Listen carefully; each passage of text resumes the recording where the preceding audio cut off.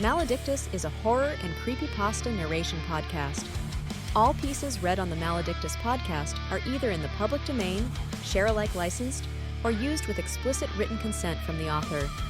Listener discretion is advised. Maledictus, fear the night. Maledictus, holy might. Suffer cruel, doomed in fright. Maledictus, eternal light.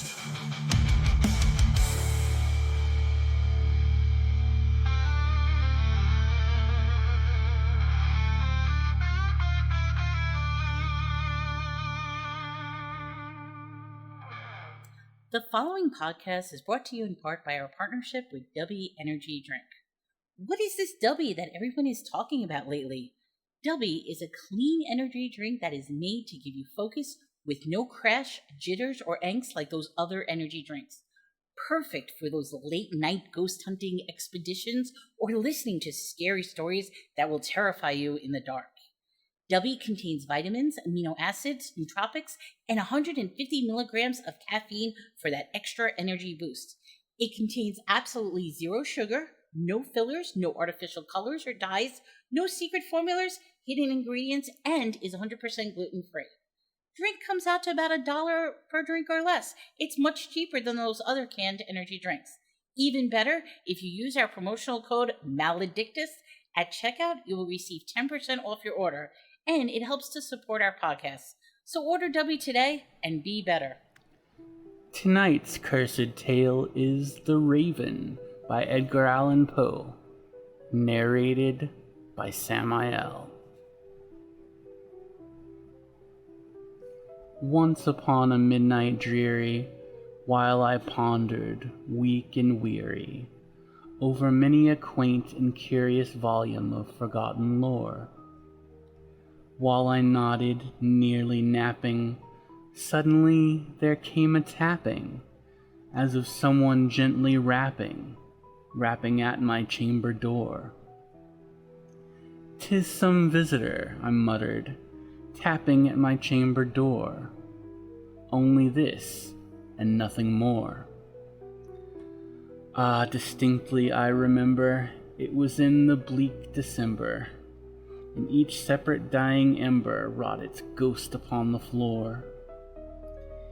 Eagerly I wished the morrow, vainly I had sought to borrow from my book surcease of sorrow, sorrow for the lost Lenore, for the rare and radiant maiden whom the angels name Lenore, nameless here forevermore.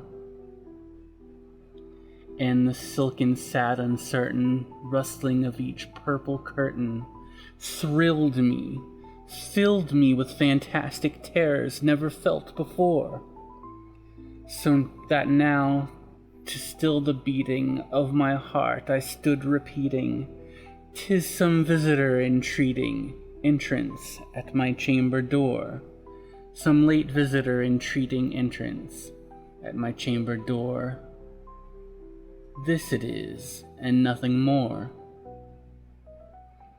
Presently my soul grew stronger, hesitating then no longer. "Sir," I said, "or madam, truly your forgiveness I implore. But the fact is I was napping, and so gently you came rapping, and so faintly you came tapping at my chamber door, that I scarce was sure I heard you. Here I opened wide the door. Darkness there, and nothing more. Deep into that darkness peering, long I stood there, wondering, fearing, doubting, dreaming dreams no mortals ever dared to dream before. But the silence was unbroken, and the stillness gave no token, and the only word there spoken was the whispered word, "Lenore." This I whispered, and an echo murmured back the word, "Lenore?" Merely this, and nothing more. Back into the chamber turning, all my soul within me burning, Soon again I heard a tapping, somewhat louder than before. "Surely," I said, "surely, that is something at my window lattice. Let me see then what thereat is, and this mystery explore. Let my heart be still a moment, and this mystery explore. 'Tis the wind, and nothing more." Open here I flung the shutter, when with many a flirt and flutter, in there stepped a stately raven of the saintly days of yore. Not the least obeisance made he, not a minute stopped or stayed he, but with mine of lord or lady, perched above my chamber door, perched upon a bust of Pallas just above my chamber door, perched and sat, and nothing more. Then this ebony bird beguiling my sad fancy into smiling, by the grave and stern decorum of the countenance it wore. "Though thy crest be shorn and shaven, thou," I said, "art sure no craven, ghastly grim and ancient raven, wandering from the nightly shore. Tell me what thy lordly name is, o'er the night's Plutonian shore." Quoth the raven, "Nevermore." Much I marveled this ungainly fowl to hear discourse so plainly, though its answer little meaning, little relevancy bore. For we cannot help agreeing that no living human being ever yet was blessed with seeing bird above his chamber door, bird or beast upon the sculptured bust above his chamber door, with such name as Nevermore.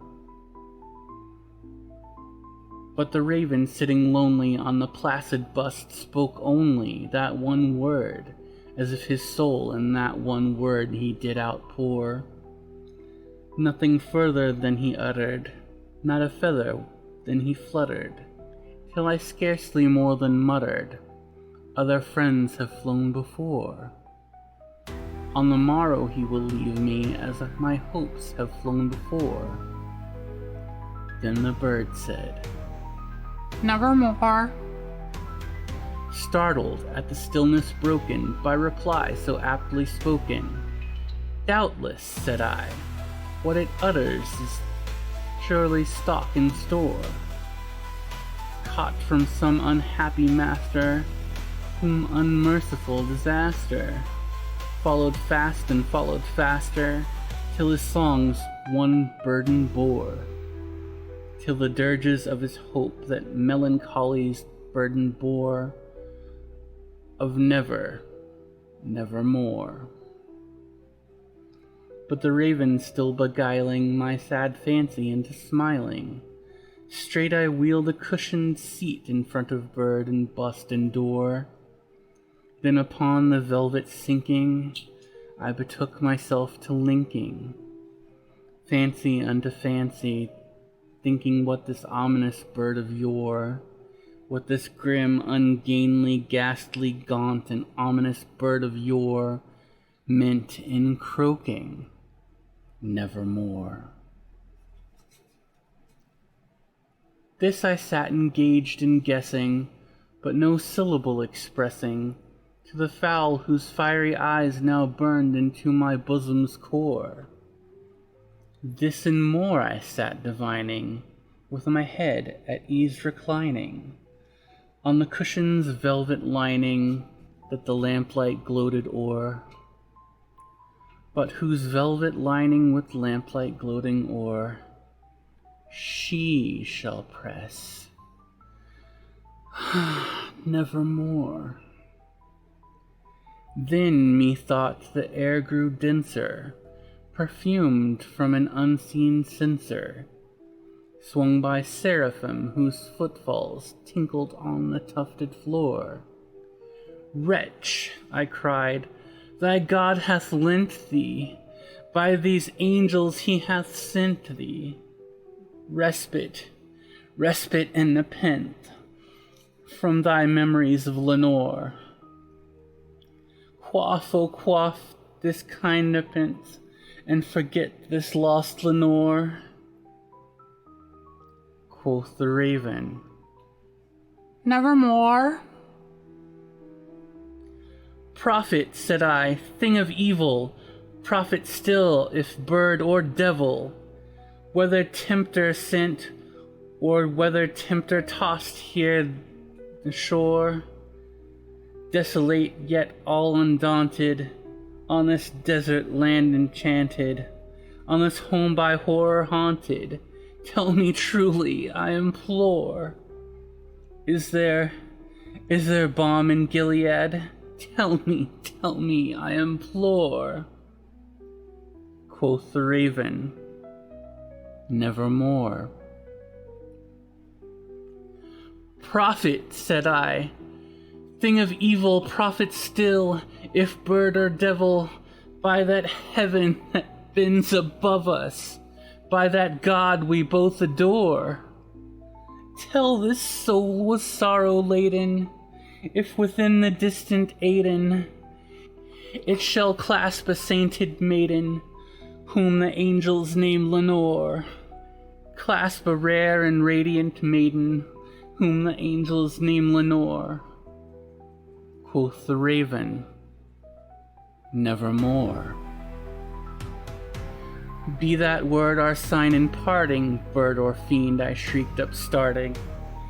Get thee back into the tempest, into the night's Plutonian shore. Leave no black plume as a token of that lie thy soul hath spoken. Leave my loneliness unbroken, quit the bust above my door. Take thy beak from out my heart, take thy form from off my door. Quoth the raven, nevermore.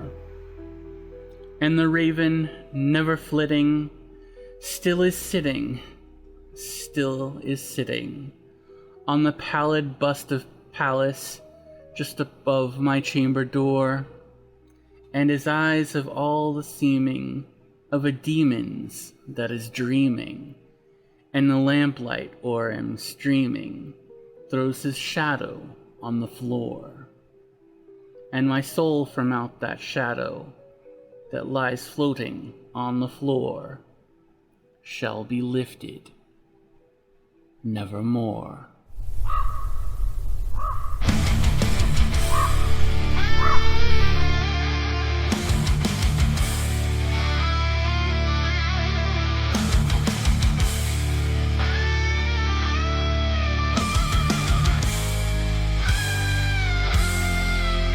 Shadows fall under the moon. Evil calls and comes soon. Whispers creep,